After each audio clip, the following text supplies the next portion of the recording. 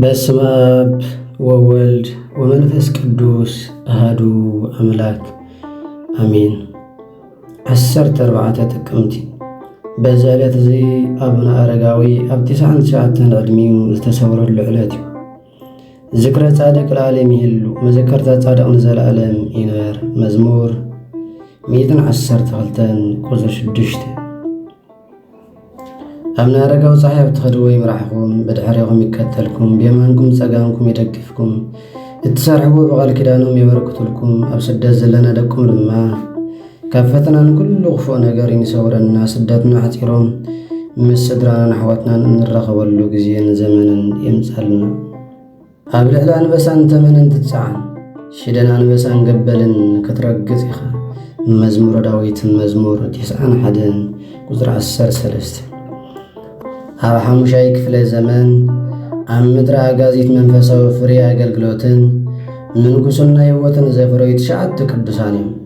ንሶም ከዓ ካብ ቆስጥንጥንያ ኣባ ሊቃኖስ፣ ካብ ቂሳርያ ኣባ ይማዓታ፣ ካብ አንጾኪያ ሶርያ ድማ ኣባ ጽሕማ፣ ካብ ክልቅያ ኣባ ጉማ፣ ካብ ኤስያ ኣባ አፍፄ፣ ካብ ሮምያ ኣባ ጴንጥሎን፣ ካብ ቂሳርያ ኣባ አሌፍ፣ ካብ ሮማ ኣባ ገሪማ፣ ካብ ሮም አቡነ አረጋዊ እዮም። አቡነ አረጋዊ ንኣምላኽናን መድሓኒትናን ኢየሱስ ክርስቶስ ክብርን ምስጋናን ይኹን።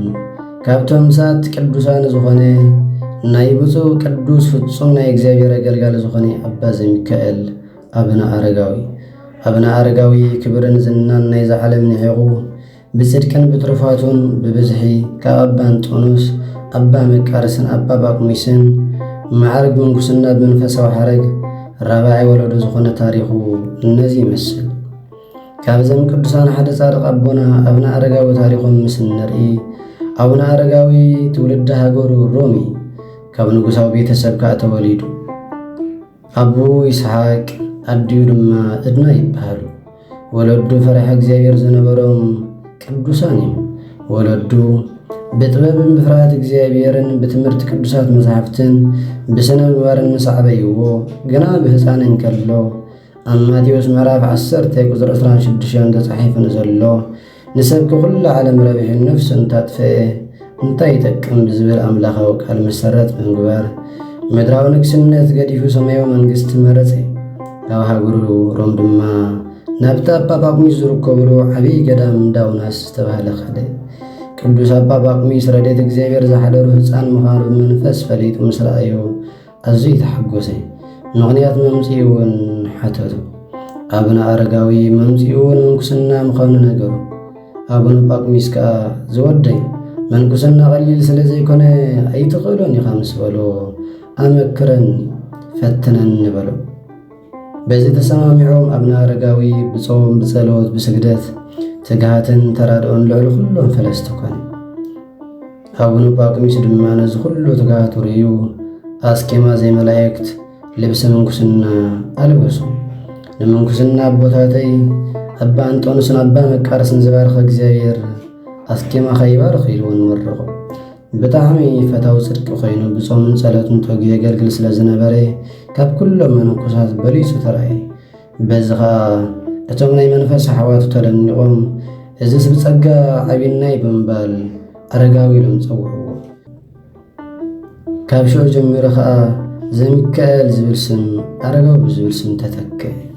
ጻድቅ አቡነ አረጋዊ ምስቶም 8 ቅዱሳን ኮይኑ ነታ ኣብ ጉባኤ ኬልቄዶን ዝተኸስተ ሓዱሽ ክልተ ባህሪ ዝብል ትምህርቲ ብምቋሙ መከራ ስለ ዝጸንዑ ናብ ምድሪ ኣጋዚት ተሰዲዱ መጽ። እዞም 9 ቅዱሳን ብሓንሳብ ድሕሪ ምጽናዕ ስብከት ወንጌል ንምስፋሕ ስርዓተ ምንኩስና ንምዝርጋሕን መንፈስ ቅዱስን ናብ ዝመርሖም ተፈላለዩ። በዚ ኸኣ ንአቡነ አረጋዊ ቦትኡ ካብ ኣክሱም 70 ኪሎ ሜትር ንሸነኽ ምብራቕ ትርከብ ደብረ ዳሞ ኾነት። ደብረ ዳሞም ብዘነዊሕ ገቡ ብምዃኑ ንምድያቡ ስለ ዘጸገሞም ንኸዲቦ ናብ እግዚአብሔር ጸለየ። እግዚአብሔር ብዝለኣኾ ብተራዳነት ቅዱስ ሚካኤል ከዓ 30 ሜትሮ ዝቕመቱ ገበል ከደይቦ ተኣዚዙሉ መጸ። አቡነ አረጋዊ ነቲ ገበል ጭራኻ ውርዶማ ደይበኒ በሎ።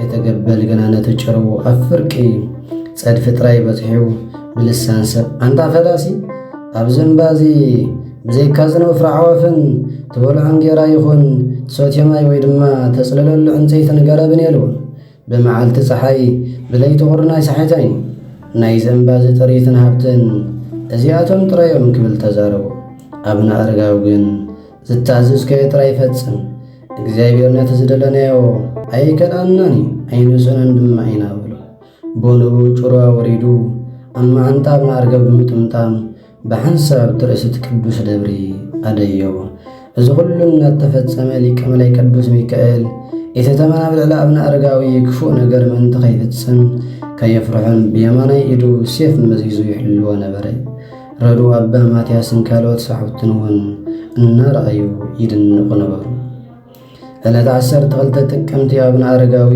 አብዘንባዚ ወይድማ አብዝ ደብር ዝምስ ወጽሑ ሰለስተ ጊዜ ሃሌሉያ ለአብ ሃሌሉያ ለወልድ ሃሌሉያ ለመንፈስ ቅዱስ እናበለ አመስገነ በዝኻ እዚ ደብር እዚ ደብረ ሃሌሉያ ተባሂሉ ይጽዋዕ ክሳብ ሕጂ ደብረ ዳሞ እናተባለ ጽዋዕሉ ዘሎ ምኽንያት ድማ ሃፀይ ገብረ መስቀል መደያቦ ሰሪሑና አብና አረጋዊ ረኺቡ አፍቂዱ ኣብቲ ደብሪ ቤተክርስቲያን መሳርሒ አብና አረጋዊ እዚ መዳይቦ ከፍርሶዶ ወላስ ከም ዘሎ ይኹን በሉ አብና አረጋዊ ግና መዳይቦ ክገብረሉ ፈቃደኛ ስለ ዘይነበረ ዝገርከያ ዘለኻ መዳይቦ ዳህምሞ አፍርሶ ምስ በሎ በዚ ደብረ ዳህምሞ ይበሃል ነይሩ ምስ ምንዋሕ ጊዜ ድማ ደብረ ዳሞ ተባሃለ አቡነ አረጋዊ ማሕበር ሓድነት መስሪቶም ብዙሓት ደቂ መዛሙርቲ ኣፍረዩ ኣብ ዘመኑ ክሳብ 659 ዝበፅሑ መናንያን ኣብዚ ደብረ ዳሞ ከም ዝነበሩ መጽሓፍ ገድሎም ይነገር ወይ ድማ ይነገረና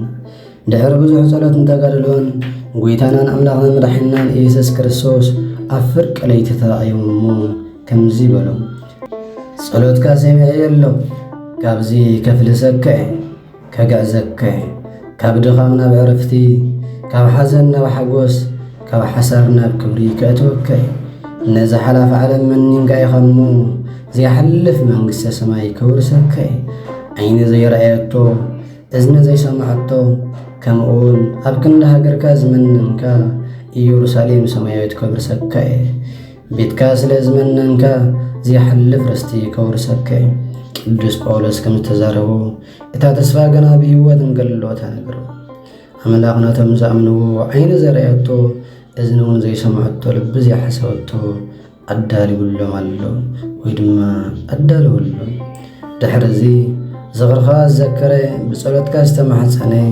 መጽሓፍ ገድልኻ ብእምነት ጸሓፈን ዝተርጎመን ኣነ ኣብ መጽሓፍ ሕይወት ስሙ ክጽሑፈ ብስምካ ጥሙይ ዘጽገበ ንጽሙዕ ዘስተ ቤተ ክርስቲያን ዝሃነጸ ከጽጉበ ኣብያተ ብርሃን ከውርሰ ዝብል ቃል ኪዳን ኣተወልሎ ምስ ሕሩየይ ኪዳን ኣትኹ መዝሙር 89 ቁጥር 3 ስብሐት ለእግዚአብሔር ልዑል ወለወላዲቱ ድንግል ወለመስቀሉ ክቡር አሜን።